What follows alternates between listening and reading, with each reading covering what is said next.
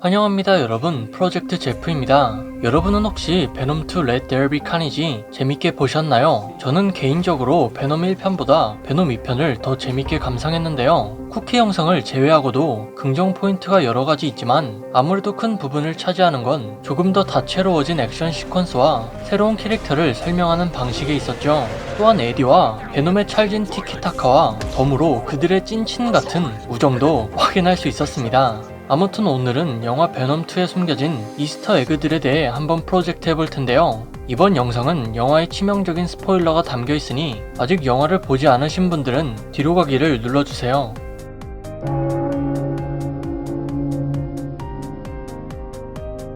베놈2의 새로운 등장 동물인 소니와 셰어는 금방이라도 베놈에게 잡아 먹힐 것 같았지만 사실 이 치킨 두 마리는 베놈이 가장 아끼는 친구였습니다. 에디와의 우정 싸움 도중 텔레비전을 밖으로 던지려던 베놈이 에디가 소니를 던지려던 걸 보고 잠시 멈칫하며 진심이냐고 물었을 정도니 말이죠.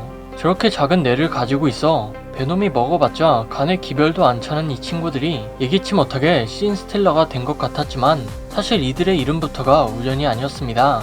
소니 앤 셰어는 실제로 존재했던 미국의 유명한 팝록 듀오 이름이었기 때문이죠. 일찍부터 예능계로 진출하여 음반 선전을 비롯하며 작곡 등 여러 활동을 해왔던 소니 보노와 여배우 지망생이었던 셰어 라피에르가 할리우드에서 만나 1964년 이 그룹이 결성되었습니다. 두 사람이 처음 명성을 얻은 건 1965년 베이비 돈 고와 I Got You Baby라는 두 개의 곡이 히트를 치면서부터였죠. 또한 그들은 1970년대부터 흥했던 미국 10대 TV쇼인 소니 앤 셰어 코미디 아워와 소니 앤 셰어 쇼를 진행하며 대중들에게 많은 호감을 얻었습니다. 하지만 1975년 이 둘은 이혼하게 되면서 그룹도 같이 해체되었죠.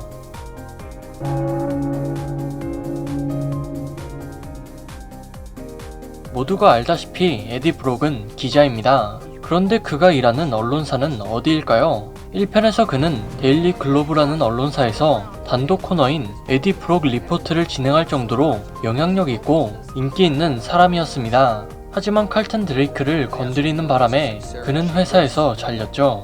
그렇게 쭉 그는 루저 생활을 이어가다가 클리터스 캐서디가 오직 에디에게만 인터뷰를 받겠다는 요구 덕분에 그는 데일리 뷰글에 취직할 수 있었는데요. 데일리 뷰글의 로고를 잘 보면 어딘가 모르게 익숙하실 수 있습니다. 왜냐하면 이 로고는 샘 레이미 감독의 오리지널 스파이더맨에서 처음 사용되었던 로고이기 때문이죠. 그렇다면 토비의 스파이더맨과 베놈은 같은 세상에 있는 걸까요? 아마 그건 아닐 겁니다. 일단 베놈2에서 데일리 뷰글 편집장의 얼굴도 나오지 않았고 만약 그 편집장이 제이 조나 제이머슨이었다면 쿠키 영상에서 그는 자신의 편집장을 보고 분명 놀랐을 테니까요. 뭐 3편이 나오면 또 어떻게 될지 모르겠지만 아직까지 이 로고는 오리지널 스파이더맨의 팬들을 위한 팬서비스로 봐야겠죠.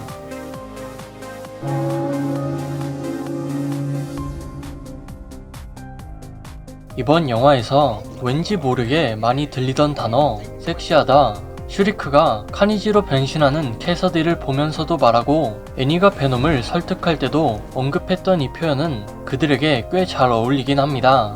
애초에 에디를 연기하는 톰 하드와 캐서디를 연기하는 우디 해럴슨이 그런 매력을 지니고 있어서 그런 걸지도 모르겠지만 문학적인 영감과 연극하듯이 읊조리는 혼잣말이 인상적인 캐서디를 보면서 역시 일회성 빌런으로 소비된 게 아쉽다는 생각이 들었죠. 아무튼 자기 자신에 대해 자부심을 가지고 있던 베놈은 자신에게 치명적인 수호자라는 별명을 짓습니다.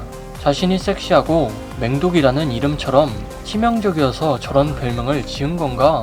영화를 보면서 피식 웃음이 유발될 수도 있고 그 웃음도 감독이 의도한 것일 수도 있지만 일단 치명적인 수호자라는 말은 실제로 마블 코믹스의 제목이기도 합니다. 베놈 리슬 프로텍터, 즉 베놈 치명적인 수호자는 1993년 2월부터 7월까지 5개월 동안만 출판된 6권짜리 한정판 시리즈였죠. 이 시리즈에서 베놈은 자신이 범죄를 저지르지 않는다는 조건으로 자기 일에 간섭하지 말아달라고 스파이더맨과 합의했고 베놈은 뉴욕에서 샌프란시스코로 이동해 수호자로서 활동하는데요.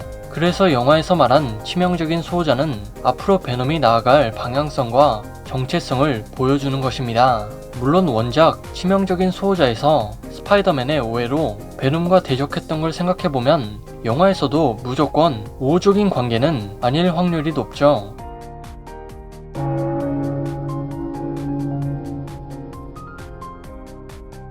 하이브 마인드는 다수의 개체를 지배하는 하나의 정신을 뜻하는 개념으로 벌 군집을 모티브로 해서 탄생한 개념입니다. 원작에서도 베놈과 같은 신비어트는 모두 임페리엄이라는 행성으로 하이브 마인드가 연결되어 있었죠. 이 신비어트 임페리엄을 설명하려면 어둠의 신이자 신비어트의 창조주인 널까지 거슬러 올라가야 하는데 아직 영화에서 우주적 존재인 널이 나오려면 한참 멀었기에 영화 속의 이야기만 하겠습니다. 이번 영화 속에서 베놈의 능력은 전편보다 더 확장되어 우수한 기억력과 더불어 빠르고 정확한 드로잉 능력까지 겸비했는데요.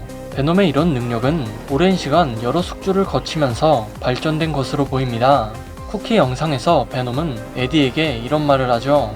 우주를 가로지르는 800억 광년에 하이브 마인드는 너의 작디 작은 뇌를 터지게 만들 거라고. 그만큼 그는 우주를 돌아다니며 하이브 마인드를 통해 방대한 지식을 축적하고 있었다는 것인데 신기한 점은 시간에 있었습니다. 실제 세계에서 관측 가능한 우주는 기껏해야 약 130억 광년으로 베놈이 말했던 대로 800억 광년을 탐험하고자 한다면 신비오트는 적어도 6개 이상의 다른 방향으로 우주를 살펴봤다는 얘기가 되겠죠. 하지만 베놈 또한 멀티버스 현상에 대해 놀라는 것을 보면 800억 광년 동안 신비오트가 다른 차원으로 넘어가는 일은 아마 없었나 봅니다. 자, 지금까지 영화 속에 숨겨진 이스터 에그들에 대해 한번 프로젝트 해보았는데요. 영화 속에서 책임은 평범한 사람을 위한 것이라는 베놈의 말이 오리지널 스파이더맨에서 벤 삼촌이 했던 위대한 힘에는 커다란 책임이 따른다는 말과 오묘하게 대조돼서 더 생각나는 대사인 것 같습니다. 여러분도 혹시 기억에 남는 대사가 있다면 댓글로 여러분의 의견을 알려주세요. 그리고 이번 영상 재미지게 보셨다면 구독과 따봉, 종소리까지 한 번씩만 부탁드립니다. 그럼 저는 다음에 더 좋은 영상으로 컴백하겠습니다. 감사합니다.